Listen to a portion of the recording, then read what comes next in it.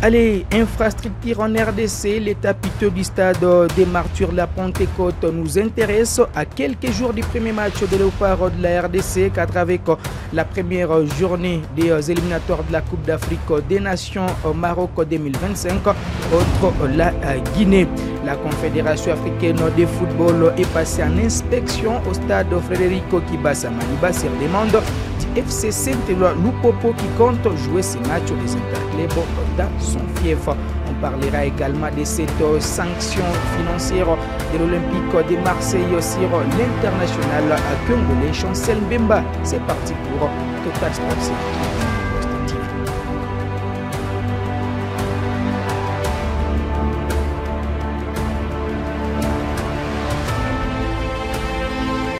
Allez, ouvrons cette production par les stades des Martyrs qui accueillera les premiers matchs des Léopards de la RDC contre les Sili nationales de la Guinée. En tout cas, ce stade est dans un état piteux.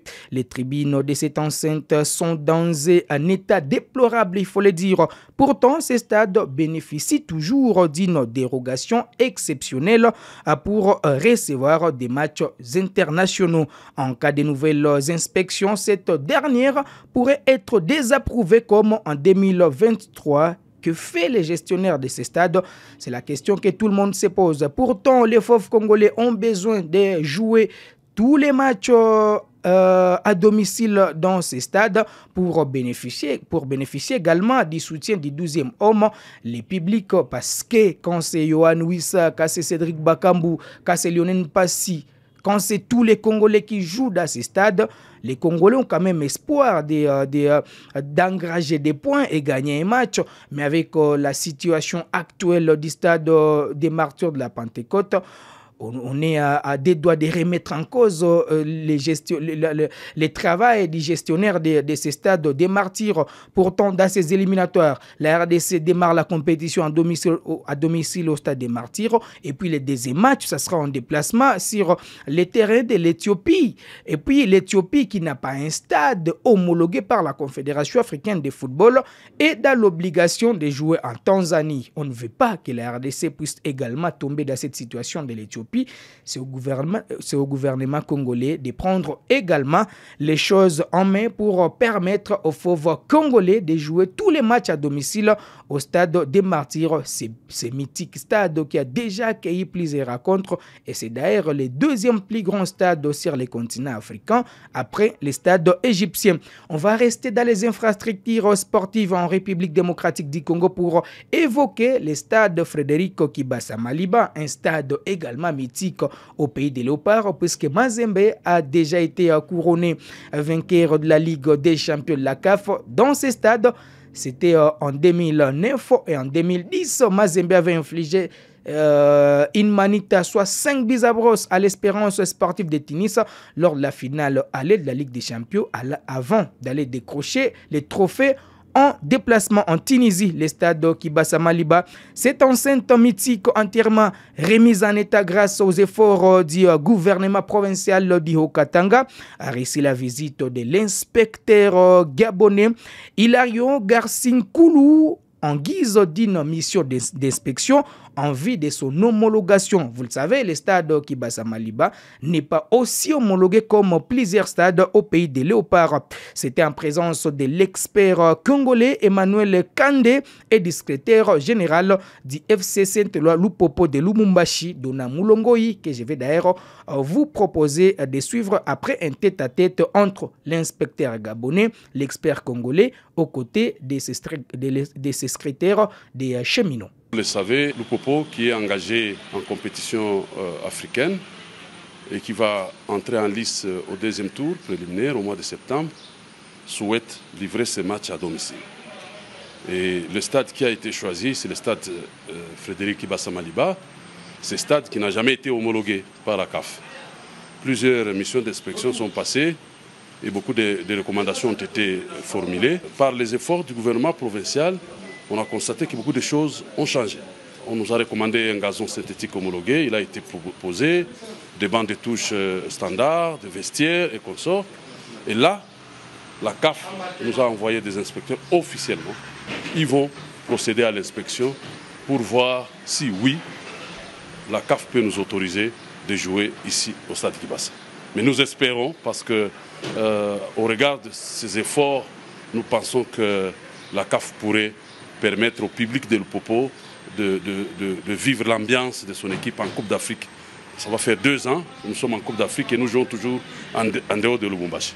Voilà la mission qui est là et je les ai accompagnés pour ça.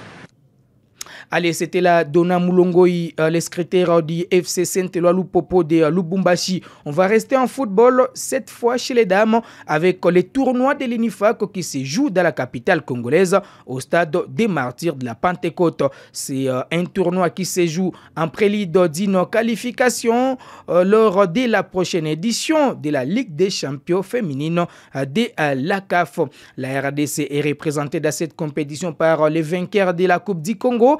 Il s'agit du tout-puissant Mazembe chez les dames. Et déjà pour son premier match qui s'est joué le 19 août, l'ITP Mazembe a été sans pitié devant les Diables Noirs du Congo-Brazza.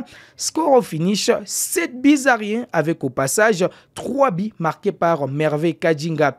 Cette internationale congolaise a marqué 3 buts dans moins de 13 minutes. Exceptionnel pour cette dame qui portait haut les couleurs de la République démocratique du Congo. Celle qui a été élue dame du match, Merveille Kadjinga, a été imitée par sa coéquipière en équipe nationale, Belanjo Vukulu, avant d'aller à la pause. Au retour des vestiaires, Esther Dikisha s'est illustrée avec 2 buts marqués avant, bien sûr, la réalisation de la Ghanéenne Atoua. Mazembe déjà s'impose pour son premier match, aux côtés, bien sûr, de l'équipe camerounaise de l'Ekia Football qui a dominé l'équipe de l'Atlético Femenino de Malabo en Guinée équatoriale. 5 buts à brosse, soit une manita, était les scores au finish. Pour la deuxième journée, ce mercredi, Mazembe va enchaîner avec l'Atlético Femenino de Malabo. Un match qui est prévu dans la soirée. En cas d'une victoire, Mazembe sera bien parti pour se qualifier en Ligue des Champions. Et dans l'autre match, c'est la formation des Diables Noirs du Congo-Brazza qui jouera face à la formation de l'Ekia du Cameroun. L'Ekia qui va finir la phase des groupes le vendredi 23 août. Ça sera face à la formation du tout-puissant Mazembe. C'est un match qui s'annonce palpitant entre 2 équipes qui ont lancé un signal fort lors de la première journée. Parce que pour Mazembe, c'était 7 buts à brosse et pour l'Ekia, c'était 5 buts marqués. Et donc, ce sont 2 équipes qui sont tout fait, tout flamme dans cette compétition. Les tournois de l'INIFAC a démarré le 19 et vont se clôturer, en tout cas, le 25 août. C'est un tournoi de l'Union des fédérations, l'Union des fédérations de football de l'Afrique centrale. L'équipe qui sera bien positionnée validera son ticket pour la Ligue des champions féminines de la Confédération africaine de football. On va finir avec ces problèmes de Chancel Mbemba avec la formation de Marseille. En tout cas, ça fait la une de l'actualité. Poussé vers la sortie lors du mercato estival, Chancel Mbemba Mangoulou a été sanctionné d'une retenue des salaires après un accrochage verbal avec un dirigeant de l'Olympique de Marseille. Écarté du groupe de Roberto De Zerbi et poussé vers la sortie cet été, le défenseur congolais et capitaine de la sélection nationale de la RDC a été mis à l'amende pour les clubs français. C'est mardi. C'est la province, les rocs défenseurs congolais a écopé d'une retenue sur son salaire après un incident avec un dirigeant du club français. En tout cas, c'est un coup d'ir pour l'international congolais qui d'abord a été parmi les joueurs qui se sont bien comportés dans l'équipe de l'Olympique de Marseille durant les 2 dernières saisons. D'abord, il a été élu meilleur joueur africain vaudois dans les championnats français. Les prix Marc-Vivien Foé lui avaient été octroyés. Et puis, la saison finissante, il a été parmi les cadres de l'Olympique de Marseille. Malheureusement, il est poussé vers la sortie. Alors, je vais vous expliquer les problèmes qui y a entre Chancel Mbemba et Marseille. C'est la dernière saison de Chancel Mbemba dans cette formation. Marseille veut soit la prolongation de Chancel Mbemba, soit les transferts du Congolais Et aussi, les Congolais ne veulent pas attendre les stratégies de l'OM, de cette oreille-là. Pour Chancel Mbemba, veut finir son aventure avec Marseille et partir la saison prochaine comme un joueur libre. Pourtant, en Europe, c'est... le football est devenu le business, donc l'homme veut gagner, ne serait-ce que quelque chose dans les transferts des Congolais, mais visiblement les Congolais veulent partir libres. Voilà pourquoi il y a une situation qui est compliquée entre Chancel Mbemba et l'Olympique de Marseille, et pourtant nous sommes à quelques jours de la clôture du mercato. Partira ou partira pas dans l'effectif des Marseille, ça va rester une question à suivre. Pourtant, Chancel Mbemba est très attendu dans l'équipe nationale déjà au mois de septembre pour les comptes des éliminatoires de la Coupe d'Afrique des Nations Maroc 2025. D'ailleurs, on va finir avec certainement l'information de Sébastien Desabre qui divise la toile depuis quelques heures. Il y a la journée d'hier où plusieurs médias annonçaient les 6 mois impayés de Sébastien Desabre à la tête de la sélection nationale de la RDC, après les tête-à-tête que le technicien français a eu avec les ministres des Sports Didier Boudimbu dans la capitale française.